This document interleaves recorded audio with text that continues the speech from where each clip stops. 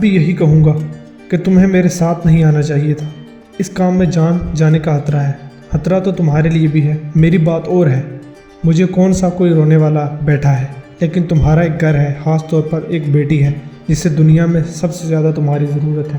میں جانتی ہوں، اور انشاءاللہ میں اسی کے لیے ضرور واپس جاؤں گی۔ میں تمہارے ساتھ آئی بھی اسی امید سے ہوں کہ میرے اندر شدت سے جینے کی چاہ ہے۔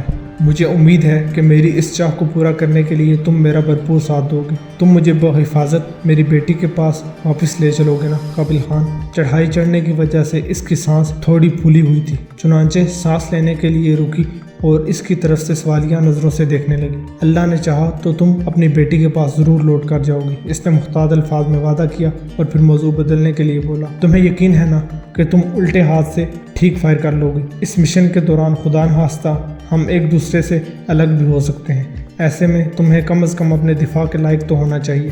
بے فکر رہو، میں بے شک سنائپر رائفل نہیں چلا سکتی، لیکن الٹے ہاتھ سے پسٹل چلانے کی جہانگیر نے مجھے اچھی خاصی پریکٹس کروائی ہے۔ جہانگیر اچھا انسان ہے، صرف اچھا نہیں، بہت اچھا۔ اس نے مجھے نئی زندگی دی ہے۔ وہ اتنا اچھا نہ ہوتا تو میں زندگی میں دوبارہ محبت کا سوچ بھی نہیں سکتی۔ مارگریٹ سے مریم بننا میرے لیے نہایت فائدے کا سودا رہا۔ اس کے لہجے میں سچائی اور شکر گزاری تھی۔ چند لمحوں کے بعد ان کا سفر دوبارہ شروع ہو گیا۔ جیسے جیسے وہ آگے بڑھتے جا رہے تھے، خطرات بھی بڑھتے جا رہے تھے۔ وہ جانتے تھے کہ ان علاقوں میں جگہ جگہ دشمن کے مورچے ہیں اور سپاہی بھی گشت کرتے رہتے ہیں۔ خود کو ان کی نظروں سے پوشیدہ رکھنے کے لیے وہ دشوار گزار راستوں پر سفر کر رہے تھے اور ابھی تک خیر گزری تھی۔ سر پر منڈلاتے خطرات نے آہستہ آہستہ ان کی زبانوں کو بھی خاموش کر دیا تھا۔ اب وہ نہایت ضرورت کے وقت ہی ایک دوسرے سے مخاطب ہوتے تھے۔ زیادہ تر کام اشاروں کی زبان میں چل رہا تھا۔ اتنی احتیاط کے باوجود بالآخر ان کا دشمن سے سامنا ہو ہی گیا۔ وہ جس پوز میں تھا، اس سے اندازہ ہو رہا تھا کہ حاجت کے لیے اپنے ساتھیوں سے الگ ہو کر اس پہاڑی کے پیچھے آیا ہے۔ دونوں فریقین نے بیک وقت ایک دوسرے کو دیکھا اور ساتھ ہی حرکت میں آئے، لیکن قابل خان زیادہ پھرتیلا ثابت ہوا۔ اس سے قبل کہ وہ شخص ایک طرف ٹکا کر رکھی اپنی رائفل تک پہنچتا، خود اس پر جا پڑا۔ اس نے مزاحمت کی کوشش کی، لیکن قابل خان کی گرفت کسی آکٹوپس سے بھی زیادہ سخت تھی۔ اس شخص کو آواز نکالنے کا بھی موقع نہیں ملا اور اس کی گردن ہڈی سے ٹوٹ گئی۔ اس کے ساتھی قریب ہی کہیں ہوں گے، ہمیں اس کی لاش چھپانی پڑے گی۔ اس نے اپنے قریب چلی آنے والی مارگریٹ سے سرگوشی میں کہا اور بے چینی سے ادھر ادھر نظریں دوڑا دی۔ ادھر ایک گڑھا ہے، اس نے اشارہ کیا۔ کچھ پل میں ہی مرنے والے کی لاش اس گڑھے میں دھکیل کر اوپر کچھ جاڑیاں اور پتھر وغیرہ ڈال دی۔ وہ حتی الامکان تیزی سے آگے بڑھے۔ خیر گزری کہ آگے کسی سے تصادم کی نوبت نہیں پہنچی۔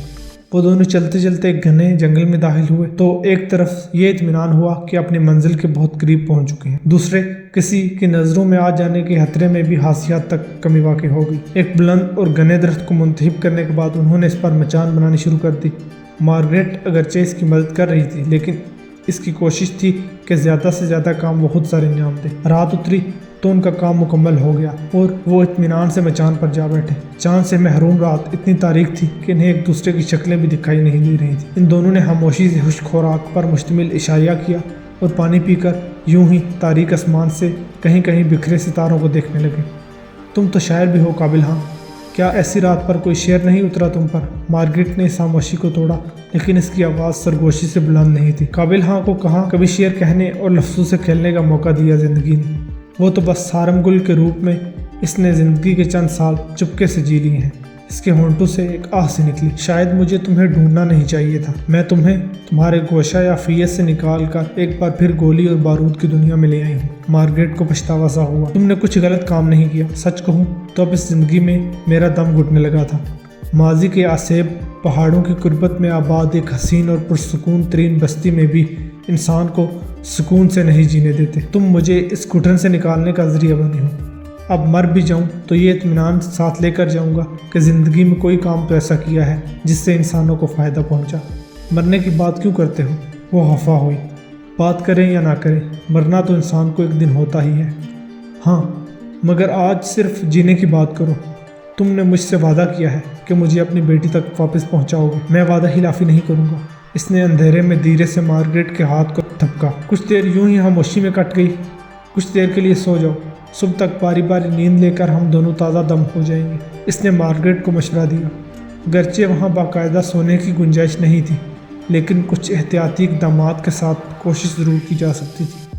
मार्गरेट ने इस मशवरे को कबूल कर लिया। वो आंखें मूंद कर खामोश हुई तो वो जंगल की तन्हाई में मजीद तन्हा हो गया। अगर किसी साथ का एहसास था तो वो करीब पड़ी बैरेट M107 का साथ था। इस मुहिम के लिए इसने अपने आजमूदा तरीन हथियार को ही अपने साथ रखना मुनासिब समझा और जहांगीर ने इसके इस फैसले पर इत्मीनान का इजहार किया, शायद इसलिए कि वो जानता था कि अगर किसी सबब काबिल हाँ और इसके हथियार पकड़े भी गए तो इल्ज़ाम इन पर नहीं धरा जा सकेगा और सबूत मिल जाएगा कि ये हथियार उनका नहीं बल्कि इन से मुज़ाहमत करने वालों के इस्तेमाल में रहा था। इसे जहांगीर से होने वाली वो गुफ्तगू अब भी याद थी जिसमें इसने इससे कहा, मुझे अंदाज़ा है काबिल हाँ के सामने का दुश्मन होने के बायस गुप्ता तुम्हारे लिए ज़्यादा काबिल नफरत शख्स होगा, लेकिन याद रखना मिस्टर एंड्रयू इस सिंफ में है जिनके हाथों में डोरियाँ हैं। वो डोरियाँ हिलाते हैं तो गुप्ता जैसे कई हरकत में आते हैं। मैं मानता हूँ कि हमारे सारे मगरबी आका तयशुदा पॉलिसी पर ही चलते हैं, लेकिन इनमें से कोई ऐसा होता है जो नफ़रत, अनात और तासुब में हद से गुजर जाने को भी गलत नहीं समझता। मिस्टर एंड्रयू ऐसा ही एक फ़र्द है। इसकी आमद के बाद हमें शदीद तरीन नुकसानात उठाने पड़े हैं और हमारे पड़ोस में वो खुफिया दौरे करने आ रहा है। इसके पीछे भी हमारी तबाही के सिलसिले को दराज करने के सिवा कोई और वजह नहीं है।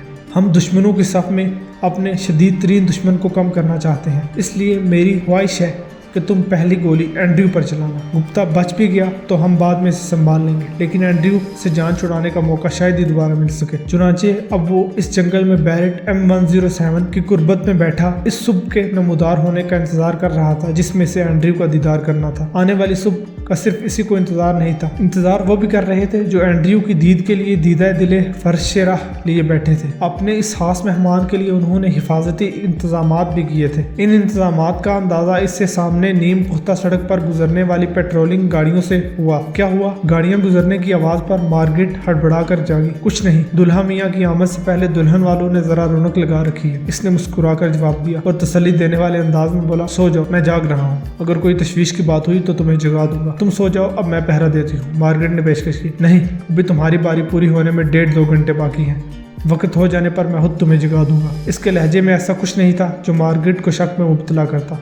वो एक बार फिर सो गई। इसकी नींद गहरी होने के इत्मीनान के साथ ही इसने अपने ज़रूरी सामान का बैग शाने पर लादा और बाहिस्ता दरख्त से नीचे उतर गया। अब वो GPS की मदद से जनूब मगरब की तरफ बढ़ रहा था। उन्होंने जिस सड़क को नज़र में रखते हुए दरख्त पर मचान बनाई थी, इस सड़क पर बेशक एंड्रयू की गाड़ी को गुजरना था, लेकिन वहाँ से निशाना बनाना मुमकिन ही नहीं था कि वो जिस गाड़ी में सवार होता वो मुकम्मल तौर पर बंद एक बुलेट प्रूफ गाड़ी थी जिसके आगे पीछे सिक्योरिटी की गाड़ियों को चलना था। वो किसी तौर एंड्रयू की गाड़ी को रोकने में कामयाब हो भी जाता तो एंड्रयू को गाड़ी से निकलने पर मजबूर नहीं कर सकता था। इसको दूसरे मुकाम पर निशाना बनाना था, एक ऐसे मुकाम पर जहां एंड्रयू को कुछ देर के लिए गाड़ी से बाहर आना था और इस हेलीकॉप्टर में सवार होना था जिस पर इसे सरहदी पट्टी के खसूसी दौरा कराया जाने वाला था। जहांगीर के मुताबिक इस हेलीकॉप्टर को अपनी हदूद से भी निशाना बना सकते थे, लेकिन ये हमारे मफादात के खिलाफ होगा। तुम भी हेलीकॉप्टर को निशाना नहीं बनाओगे, मैं बस इसे उस वक्त हलाक करना है जब वो गाड़ी से उतरकर हेलीकॉप्टर में सवार होने जा रहा। इसने जहांगीर की हर हदायत को जहन नशीं कर लिया था और अब इस मकाम पर जा रहा था जहाँ इसे अपना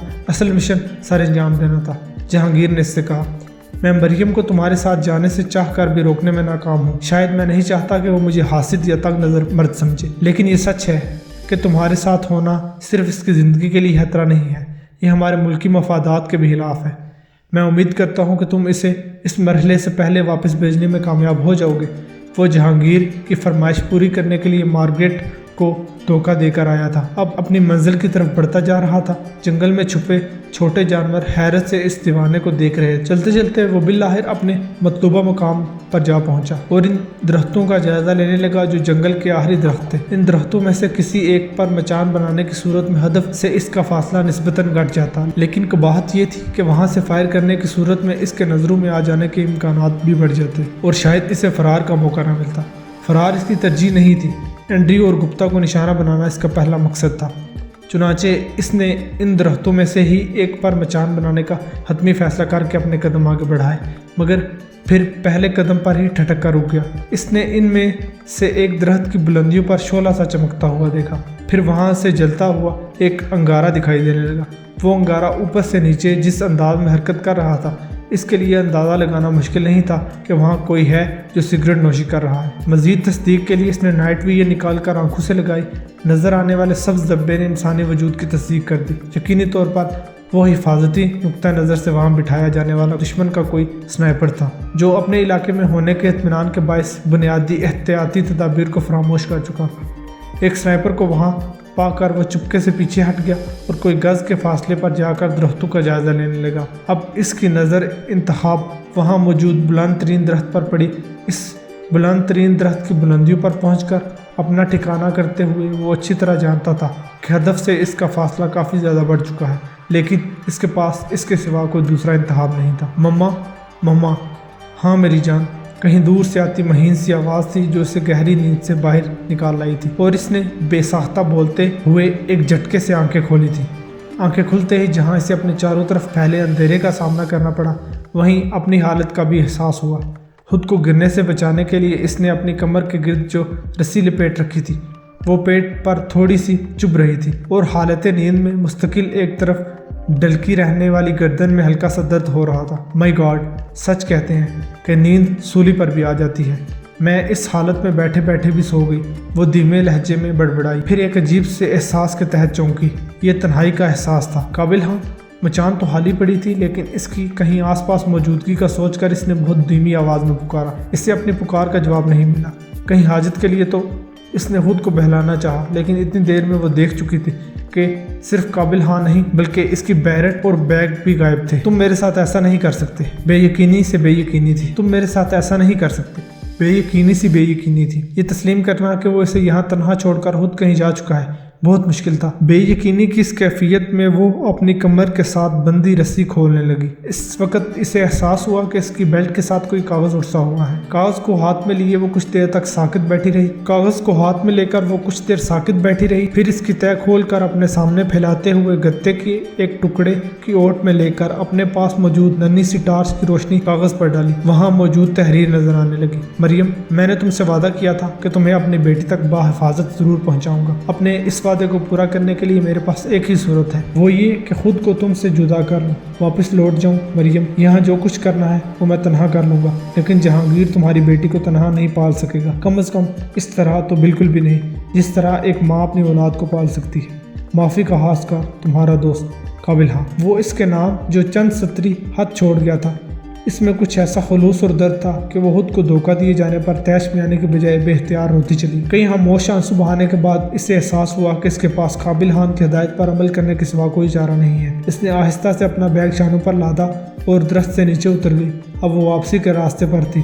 چلتے چلتے جب وہ اس مقام پر پہنچی جہاں سے جنگل کا ساتھ چھوٹ رہا تھا، تو ایک بار مڑ کر پیچھے دیکھا۔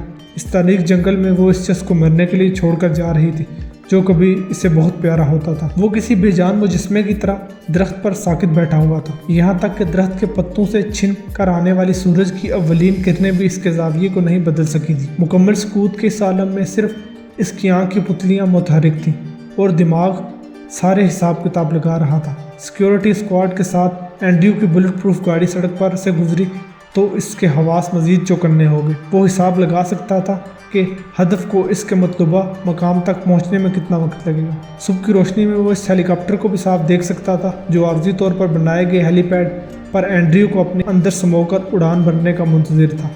وہ لیزر رینج فائنڈر کی مدد سے اس مقام کا فاصلہ ناپ چکا تھا۔ یہ تقریباً 1750 میٹر کا فاصلہ تھا اور اتنے فاصلے سے نشانہ لگانا آسان نہیں تھا۔ اس کے لیے ایک اطمینان کی بات تھی کہ درجہ حرارت، ہوا میں نمی کا تناسب اور ہوا کی رفتار سمیت وہ تمام عناصر جو فائر پر اثر انداز ہوتے تھے اس کے حق میں تھے، اور باقی کا سارا کھیل بس اس کی مہارت کے ہاتھوں میں تھا۔ مہارت قابل اعتبار تھی، اس لیے مریم نے اس مہم کے لیے اس کا انتخاب کروایا تھا، لیکن حقیقت میں اس وقت وہ اپنی مہارت سے بھی زیادہ جذبے پر انحصار کر رہا تھا۔ انسانوں کے لیے آزار بن جانے والوں کو دنیا سے پاک کر دینا کتنا ضروری ہے، یہ اس جیسے شخص سے بہتر کوئی نہیں جان سکتا تھا جس نے اپنی زندگی کے سنہرے دن بارود کے دھوئیں میں گزارے تھے اور بالآخر اسی دھوئیں میں اپنا سب کچھ ہار گیا تھا۔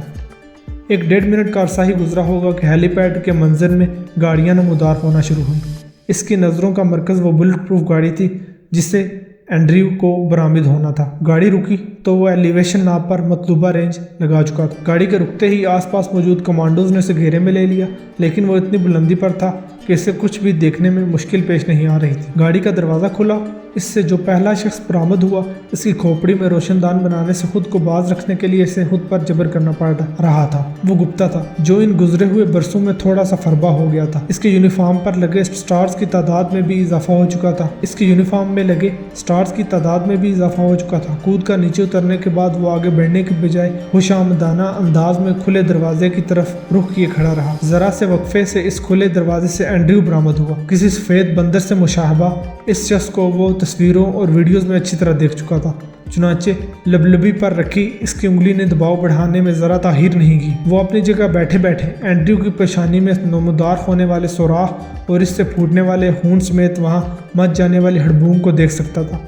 इस हड़बूंग में गुप्ता इसकी आंखों से ओझल हो गया।